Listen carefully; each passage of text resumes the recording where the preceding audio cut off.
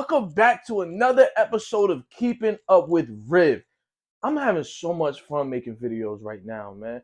Go watch my last video where I talk about the Dallas Mavericks putting up 30 points in a row on the OKC Thunder. You heard me right. A 30-0 run. That is the longest in NBA history. But now I'm talking about the Mavericks. I had to release this on a Thursday because today's schedule was a little crazy, but Luka Doncic, who's playing right now, Thursday night, Wednesday night. Luka, you gonna come out there and almost put up a 30-point triple-double? Are you serious, bro? The people you playing against, bro, they got families. Their loved ones are watching this game, and you doing them like that? Show some respect. Like Luka, you can't keep doing this on a day-by-day basis, bro. Like, come on. I'm talking about he not coming here or he ain't running right past you. It's a tween, step back, shoot, right over, contested, 100% smothered, still going in, jogging in the paint, fake here, pump fake there, straight up, and like it's a suaveness to his game, it's a rhythm to his game, it's a control to his game. He doesn't look wild, he doesn't look rushed, and even times where you think he's taking a bad shot, it's money. And even if you got him contested, until he released that ball, it's a possibility that he dishes it out. So, like, how do you even guard this, man? I had to ask myself. I said, what trajectory is Luka Doncic even on? Where do you even go from here? Where, like, your second season, 27, 9, 8, and 9. Third season, 39 and 9. This season, 31, 8, and 8. Can you get better? Can you put up 35 points per game? Triple-double? Like, what does a Luka prime look like? Is it a triple-double? Does he finally reach that? Is that what a Luka prime looks like? Are the Dallas Mavericks still a 5th seed if he does that? Let me talk about the Mavericks, man. They're in a little bit of a skid. We all seen a comeback, and unfortunately, they weren't able to pull it out. But other than him and Kyrie isn't. We all know Kyrie. We know Kyrie Irving and what he could do, and he could put up 29, 27 points per game a night. But he looks a little more suave right now. It looks like he's taking a backseat to Doncic. And it's something we didn't really see with LeBron. Like, Kyrie still, like, demanded the ball at times, and he still got his. But it seems like Kyrie is kind of trying to just get it in the rhythm, not trying to step on any feet. Kind of the opposite of what you would do when you're younger. You feel me? But nevertheless, he's still very formidable second option. And if it comes down to the playoffs, we all know what Kyrie Irving is going to do. I'm not coming here to question him. I'm talking about regular season, and Mavericks seeding, because it feels sometimes like they should be winning these games. But outside of them two, you have a Grant Williams who, yeah, he's formidable, but he's not a third option. You have a Derrick Jones Jr. who's, yeah, he's playing good, but not to the role you're trying to make him fill. Yeah, Omax, he's a good rookie, but not when you demand as much out of him. Derek Lively is really good for a rookie, but not what the Dallas Mavericks need out of him right now. You feel me? Well, what I'm trying to say is that they have like good pieces, but they're missing a guy, man. They're missing a third person who, worst comes to worst, like one person misses. It isn't just if Kyrie is out, it isn't just a Luka show. If Luka is out, it isn't just a Kyrie show. But like, you feel me? If someone goes down, like we still have like a team. And let me backtrack, because if Luka sits out, like it's, wrap it up. Who's in the lottery this year? Yeah, Collier from USC. Yeah, like if Luka left his team, it's looking bad. But nevertheless, like and I'm gonna talk about like a specific team looking for a trade right now, but the Washington Wizards. And I'm gonna talk about this a little bit on my Ask Riff segment. Make sure you tap into my Instagram, where I'm asking people to send in some questions. I'm not really popping on Twitter or anything like that. People don't really give me reactions, so there's no point in going on there. But my Instagram is pretty good, so follow it, Be Riff Sports. But can they get Kuzma? This is something that I seen on trade rumors on Twitter. I heard it on Through the Wire. Like, can we get Kuzma here? He gets rebounds. He scores. He's a good shooter. He has experience playing off ball with LeBron, where he won a chip, and I believe he was the third highest scorer. Like, can Can we get him to Dallas? Like, is that something that is a possibility? Because it seems though Luka's out there like busting his tail every single night, bro. Every single night. For what? To win against now they clipping the Jazz right now. But I've seen them have close games with teams that aren't in the playoffs. Like, you got to take care of business, and that's the only thing that Luka's taking care of business. But we have some guys that they're maxed out, they're capped out. Like, there's no next step for them. Like, I know what the Dallas Mavericks need out of some of these players, and they're not that. Like, there's no real diamond in the rough right now. Jaden Hardy hasn't taken that step that we've expected him to take. I see him more as like a sixth man if he can mold his game and continue. But he hasn't taken that next step that a lot of people are saying, like, we don't want to trade him. We don't want to move him. Move him. Move him. This isn't a win. This isn't we get him in 3, 4, 5 years. You have Luka Doncic. You have a top 3 player in the NBA. You have Kyrie Irving, one of the best playoff performers we have ever seen. This ain't a tomorrow team. This is a now team. So you expecting Jaden Hardy in a couple years? He's going, man, get rid of that boy. I'm not saying he bad or nothing. I'm not saying he trash. But at this stage of his development, at this stage of who he is he somebody who is going to help the Dallas Mavericks win playoff games? Yeah, he can help you win a regular season game here or there. He could score 15 points, and that's a great night. But you don't need 15 points being a good night. You need 15 points being, wow, we could have got a little more out of you. That's what I'm saying. Go out and get that boy Kuz. He's still. It's not like Kuzma's 30. Kuzma's in the age range, a little bit younger than Kyrie, a little bit older than Luka. I mean, I'm pretty sure he was drafted the same year as Luka, and I think he did like an extra year or two at Utah. Oh, somebody, check me if I'm wrong. Like, what can we get this team into, man? Like, I want to see a Luka Doncic team where it means business. I don't want to see these 30, 10, and 10s and just be like, man, they lost by 5. Luka Doncic just led a 30-0 run.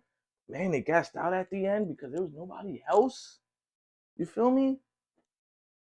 Like, you don't want to see that. Especially now with a guy that's playing this good, like a Matt. Remember that year where everybody was burnt on the Nuggets? Everybody was hurt. And you're like, man, I mean, you appreciated what Jokic was doing that much more. But it's like, we know it's not going to last in the playoffs. I mean, hey, you're the MVP of the league, but you're not a real contender. You got to wait for your guys to come back. This isn't like Frank Campazzo, Austin Rivers. We know you're not doing nothing with that. We know Luka, like they can be a good team. It's not, you don't have the Campazzo. You got Kyrie Irving and Grant Williams. We know you. Come on, let's be real, Luke.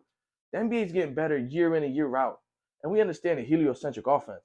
But if you're can we make that an OG and an OB?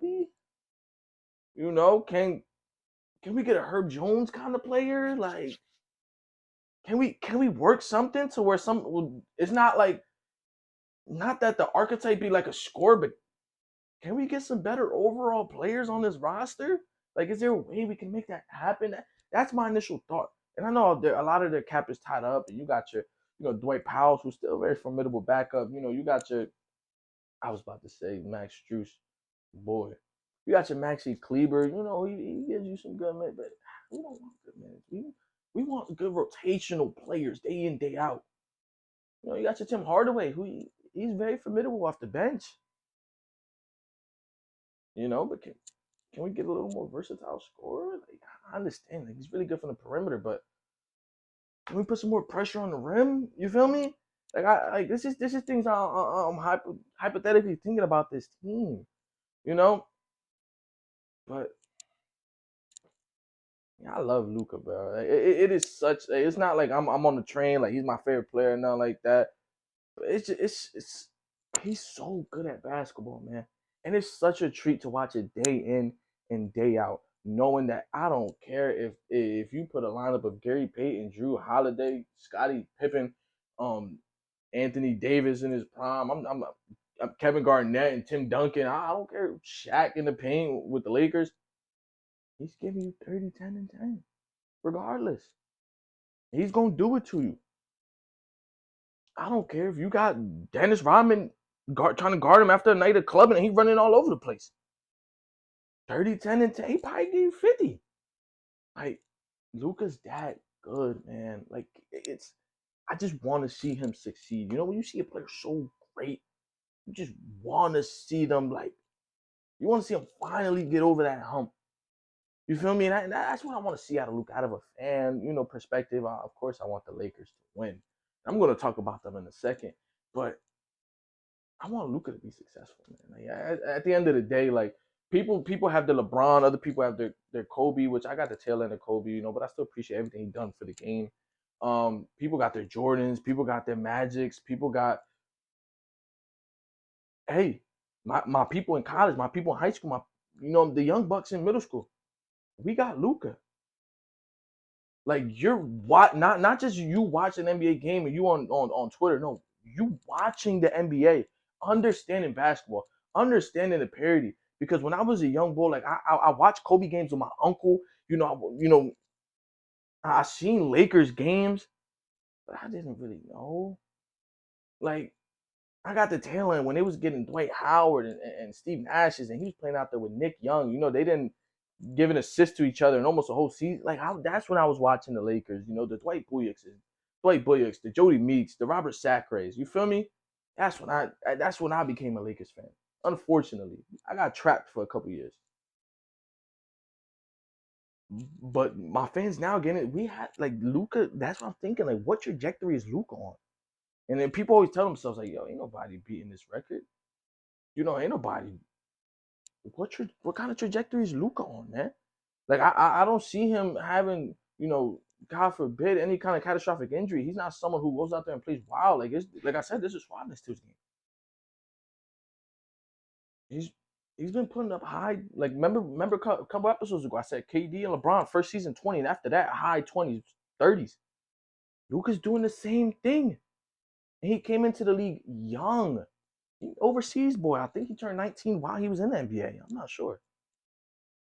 But hey, man, if you're watching, if your fandom is peaked right now, like, this is when you're watching the games, you on, the legal websites, you on NBA League Pass, you on TNT, you on ABC, you're watching on your local channels. If you're not watching Luka right now, man, you're selling yourself short.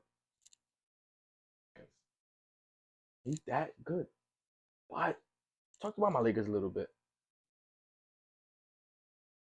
And I know this is a little late. Like, this is Thursday. You're probably watching the semis of the in-season tournament. But yesterday was just the quarterfinals, and that game, it was a doozy. Let me say the least. I don't even know why I said that, why that came in my head. But sometimes for me, you say things as it comes out, and that's when you start to get in trouble a little bit for your mouth. But I don't. At least I just said doozy. You feel me? But why did I just say that? Like, what are we doing? Like, I know this is a one-cut pod, and I'm just out here blabbing. But the Lakers and the Suns, like that, even though it came down what it came down to, and the ending wasn't fun, and it shouldn't even have come down to that.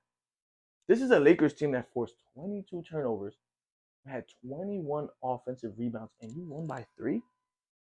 This isn't me trying to be unappreciative. The Lakers win it. I'm happy, But you see that ending, and it gives you just a sour taste in your mouth. It shouldn't come down to a referee, a timeout, a foul. You forced 10 turnovers in the first quarter. Why is it coming down to Devin Booker trying to get a steal on an inbound on the last play of the game? Anthony Davis had 9 offensive rebounds.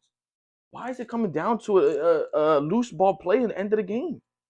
This Lakers team had 22 offensive rebounds and 19 second chance points. You got to take better advantage of your opportunities. This is a Lakers. Listen, this is how many steals each team had. Lakers had 22. Suns had 10. That's how many turnovers they forced. Which team do you think? That's a little crazy. Let me put my hands down. Which team do you think had more points off a turnover? The team with 12 more turnovers or the team with 10? Give you a couple seconds to think about it, but I know you know I'm leading you into this question, so you know what the answer is. The Suns had more points off of turnovers than the Lakers, with 12 less turnovers. The Lakers had less points off of turnovers than turnovers themselves. Well, turnovers forced. There is no scenario. That tells me two things. Two things immediately. Hey, Beaver, what's some two things that tell you? Lakers have the sorriest fast break defense in the NBA. Sorry, I got burped. Number two, the Lakers just don't go get on the break. So maybe you on the break and you run it down and you let the defense get settled, and now you try to score. You might as well let them put a shot up and get the board. If you're gonna do that, AD ain't getting back. LeBron will try to get down there sometimes. We see he still get a chase down, but D'Lo ain't running on the break. Hey, you might as well not even exert all that energy trying to get a steal then. I mean, Lakers were up by 15 and a half. I mean, my goodness, like that was exciting. But the Suns come out of the half and score 14 straight points. What are you doing? Darvin Ham, what y'all was playing heads up in the locker room while waiting? Like, what y'all got a little tipsy, drunk a little bit, before the half. I mean, y'all up 15, right? Celebrate, look. What y'all was doing? How did you prepare for the second half? Oh, coming in. All right, team, that was good. Go out there and do it again. Is that all you told your team at halftime to the point where the Suns came out and scored 14 straight points?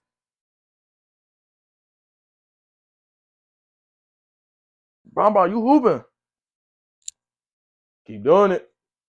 What are you saying? What are you doing? Where's the preparation? The Lakers came out with a half lazy. You forced 10 turnovers in the first quarter. So what's the difference? What are you coming out of the half like that for? Are you serious? What you doing that? You being that lazy coming out of the half. You being that lackadaisical coming out of the half is a disrespect to everything you just did in the first quarter. It's a slap. You slapping yourself in it. It's a big fu, bro. That's what it is to me. Yeah, bro. Like I understand y'all was hooping in the first quarter and all that, but we're gonna take it easy a little bit. That's what it looked like. Are we serious? It had to come down to that. That a team that I'm like, yo, like they're containing Devin Booker and KD right now.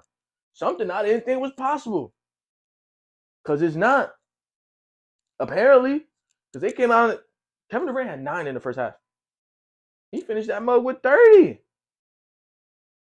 21 second half points. Devin Booker had 6 turnovers in the first half. He finished it with 7.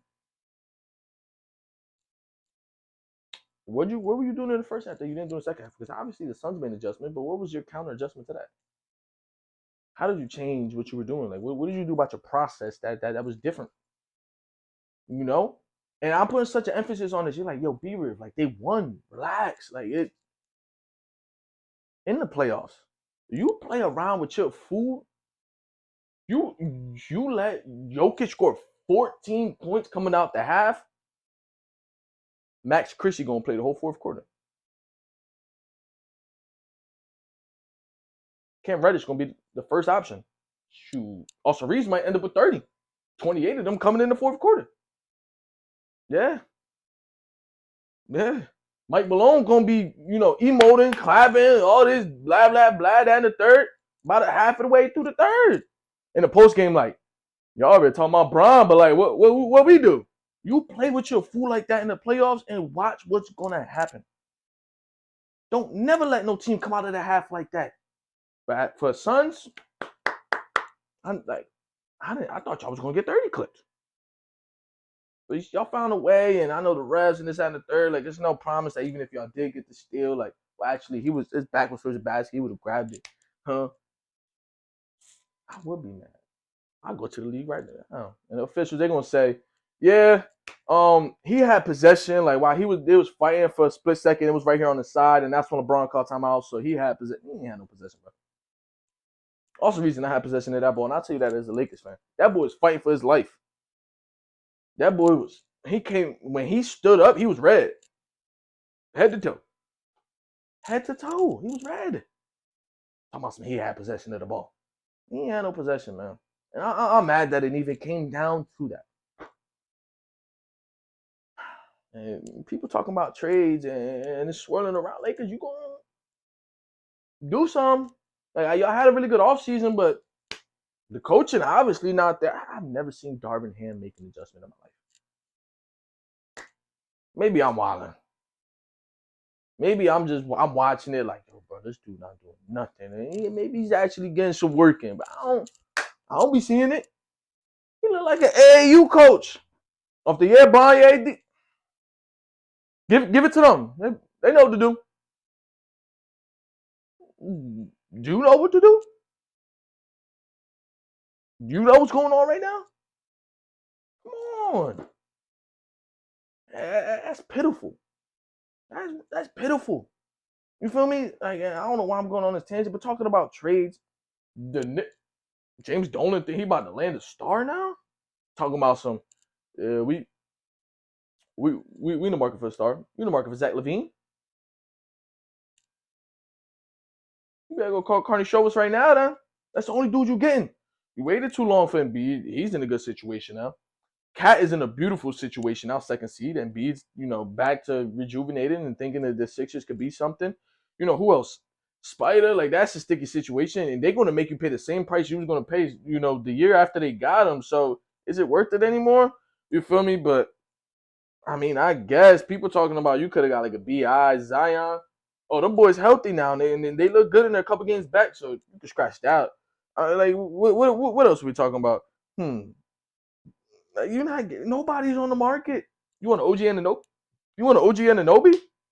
That's what you want. I don't know how you be doing these pauses out in the water. I'm gonna keep it bev on me. You want an OG Anunoby? Is that what you want? You satisfied with that? Yeah, James, go get your ring with that. Nevertheless, he's a good piece. I'm not saying he's not. He ain't no star.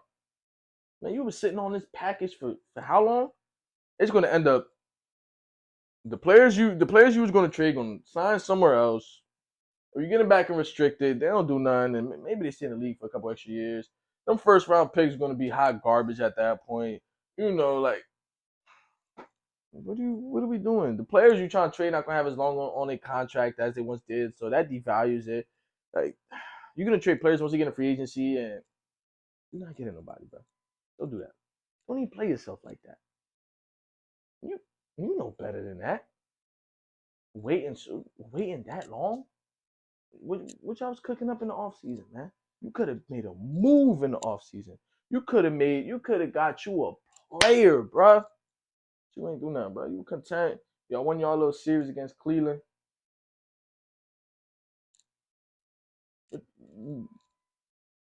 What are you doing? And you trying to be a perennial second round exit? That's what it looked like. That's what this roster looked like. I was talking about the boys on TNT. Charles Barkley. Yeah, you know them.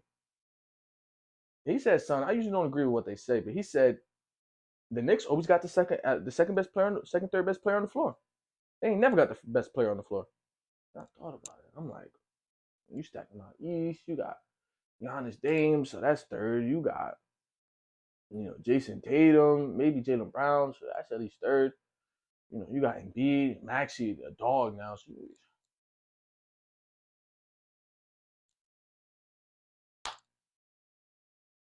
Cleveland, Donovan Mitchell better than them boys.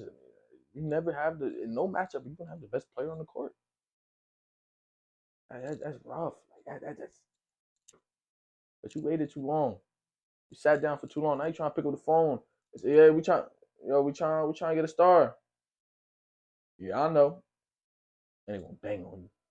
They gonna bang the phone on you. Because when they was trying to hit you up last offseason or the season before that, now we good where we at. Like, Julius Randle, All NBA, and nope. No. They don't want that no more, bro. That's not what they're interested in. So as we close this thing, let's get into the Ask Ribs segment. And we're going to start off with a question that my boy Juan asked me. Shout out my boy Juan. He said, do you think Cam Thomas is a serious MIP candidate? And although my answer would be yes to that, I feel as though this award is done with. I think I'm pretty sure Tyrese Maxey got the trophy in his crib right now, as we speak, holding it engraved with his name on it. That's how far gone I think this is. That's how done I think it's Tyrese Maxey's award, man. This is a player who it's not like he, you know, just came to a new team. It's not like he got 20 more minutes. He was a bench player. Now they put him in starter rotation and he went up. You know, the Cam Thomas situation. You know, we all know Cam Thomas is a bucket. He needs some minutes. He got his minutes and he's getting buckets. You know, we know. You know, in terms of improvement, his numbers improved a lot. We talking about improvement. Tyrese Maxey, who was just a perennial bucket getter, I mean, he's an efficient playmaker now on one of the best teams in the East, a team that lost future Hall of Famer James Harden and got better. That's improvement. Like having to take more shots, not just out of here you go, you're in a rotation now. No, he was always starting minutes. He was always getting around this many minutes per game. Last year, if James Harden would stay, we got the same amount of minutes. But no, he's taking on a bigger role. Like he's the point guard now. Like I never thought Tyrese Maxey could be that. I'm like, man, he's a wonderful off the off ball guard. Like he is a great shooting guard. No, he's a point guard. As far as Cam Thomas, like he a bucket. Like he's serious. He's good. And I'm happy. I'm mad that he had to sprain ankle. He had that time off because a lot of awards are momentum based. Him going into to December, still getting buckets, still averaging mid-20s, like that would have been nice to see. And although I don't think he's going to win the most improved player, I do think his scoring is legitimate. I do think he is a professional bucket getter. So in terms of that one, I do think that he has a serious, case for this, but I just don't think he's going to win it. My boy Julio said, "What can the Wizards do to win games or get better?" You know what? You gotta flush everything. I ain't talking head coach. I'm talking GM. I'm talking owner. Shoot, y'all might have to go to like Mexico City or something. I'm joking. I'm honestly, but yeah, you got to clean house, man. Like it's just like your first like real year of like we're not trying to win. Like Bradley Beal, you were saying like, man, we get him KP. This is your first real year. You trying with Jordan Davis? Like, he's not nothing in the league yet. Hopefully, he can break some kind of rotation. But number 8 overall pick. That's what he's turning out to. You got Denny Avdija, who I truly believe on a good team. Denny Avdija is an extremely valuable player. He's a Swiss Army knife. He can occasionally hit a three. I'm not saying he's a sharpshooter, but he plays really good defense. And that's always going to be needed in the league. He's lengthy, but what value does that have on a team that, like Kuzma said, can't guard a stop sign? So if 4 people on the court aren't playing defense, how much value does the defensive wing have on your team? And you have Jordan Poole, who I think is a disruption to everything going on. Your Tyus Jones, who I think was a beautiful pickup for a young team. You get your point guard who is notorious for not giving up the ball, who is known for taking care of it and great at running sets and getting the big man points and getting people open for three. But you have Jordan Poole, who he's not running no sets. He's not cutting back door. He's waiting at the wing. When he gets the ball, he's going to get to work. He's going to pound it. He's going to try to, tween, step back, side step. We know what Jordan Poole's bag is. And then you have Kyle Kuzma, who is more the same. His leash is very long, and anytime he touches the ball, he can do almost anything he wants to do. Because who's going to tell him otherwise?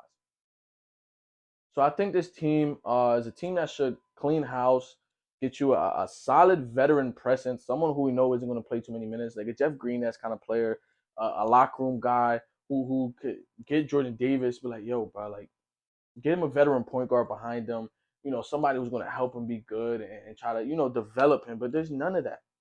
It's rookies leading rookies. It's people third year in the league trying to take like veterans. Like so it's like soon as you finish your rookie season, you're a veteran now. That's not how it works. They need to get Bilal Koulibaly is a good piece. And I think that's somebody that should stay. Somebody should be in that organization. But like other than that, like you need some veteran leadership. You need a clean house of these guys. Like I said, trade Kuz to Mavericks. trade Jordan Poole almost anywhere else, but I don't want Jordan Poole on this team at all. Yeah, I think that's what they had. They had to clean house. Um, my boy Ricardo asked me. I think I might have forgotten his question. No, my boy David asked me. He said, "How did the Orlando Magic get go so quick?" First, David, I know you've seen the last episode, so I talked about them for like 13 minutes, but I don't know if I tackled this question, this specific question.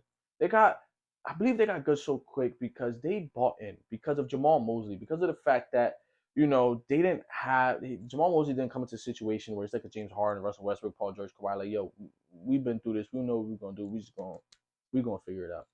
No, they bought in. They listened to the coach and they did everything they had to do. That's why this team who doesn't really have any guys like OG or none of that. Like this is a guy that these people are creating. Their narrative. They're not allowing anybody else to write it but themselves. You have Jalen Suggs who's like lost in the sauce his first couple of years, but now he's a defender. You got your Franz Wagner who he looks like he looks like a veteran out there. He looks like he knows what he's doing. Like he's been doing this forever. You have Paulo who's stepping into it. I think he just dropped 40 tonight, Wednesday night. So you got your guys that are bought into this system. They listen to the coach. They're disciplined. I mean, they're running on both ends, and they're just energetic and young. And I think it's going to serve them well. Somebody on my not last video, but last podcast episode, they said, "Who do you think is a contender out west?" And my simple answer would just be Nuggets. I think the Minnesota Timberwolves are going to be a dangerous team in the playoffs, but I feel as though once they hit that wall, I don't think the interior threat is going to be too much of a problem for the Nuggets because I don't think too much of the game predicates off of that. I think it predicates off the when they do get in the paint, it's off of backdoor cuts, off of this, that, and the third. And I feel as though if you can draw Rudy out a little bit, then anytime you draw him out, it's an immediate backdoor cut. You know what I mean? Like they're a team that knows how to play with each other. Pause. They're a team that knows how to play amongst each other. That's a better word. It's a great team. Phil's team is very cohesive. Anytime they're together, they're really dangerous. Trying to think, man. It's not like this ain't a produced show where I got all the questions coming on the side. I gotta produce. I'm trying to remember because it's off of Instagram and I didn't screenshot it because I'm recording off of my phone. There was one more question, man. Nevertheless, bro, I feel bad. I'm gonna answer your question. First thing first, next week's episode. But it's been your boy B-Riv, man. Today's been a wonderful week. Keep watching basketball. If you ain't done nothing today, make sure you watch some hoops. Make sure you tap in, make sure you lock in, make sure you do what you gotta do, and just show love to the game of ball. We all love it. We all love watching it. We all, love giving our takes, love talking about it. That's why I got this show, man. So keep supporting, man. 3 straight videos. I ain't disregarding the mini. I ain't, counting the mini clip on my last pod, which got like 30-some views. But 3 straight videos with over 200 views. Keep showing love. It's been your boy B-Riv. As always, God bless. See ya.